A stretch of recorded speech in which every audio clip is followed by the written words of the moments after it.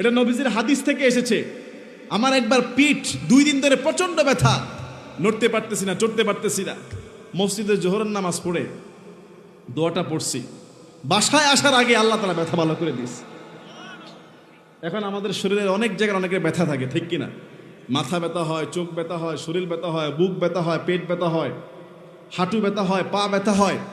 নবী সাল্লাল্লাহু আলাইহি সাল্লাম বলেছে, ব্যথা যেই জায়গায় হবে, ব্যথা যেই জায়গায় হবে ওই জায়গায় হাত রেখে প্রথমে বিসমিল্লাহ পড়বেন 3 বার। কয়বার বলেন? বিসমিল্লাহ, বিসমিল্লাহ, বিসমিল্লাহ। কয়বার হলো? 3 বার। মনে করেন আপনার মাথা ব্যথা, মাথায় হাত ধরে বিসমিল্লাহ, বিসমিল্লাহ, বিসমিল্লাহ 3 বার এটা পড়বেন। এরপরে ছোট্ট দোয়াটা পড়বেন 7 বার। কয়বার? ছোট্ট দোয়াটা পড়বেন 7 বার। আমি যেমনি পড়েছি হাদিস অনুযায়ী হাত রেখে পড়েছি, সঙ্গে সঙ্গে একটু পরে ভালো হয়ে গেছে।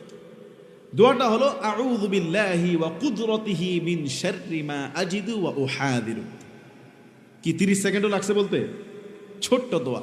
বলেন আউযু বিল্লাহি, সবাই বলেন আউযু বিল্লাহি ওয়া কুদরতিহি মিন শাররি মা আজিদু ওয়া উহাদিরু।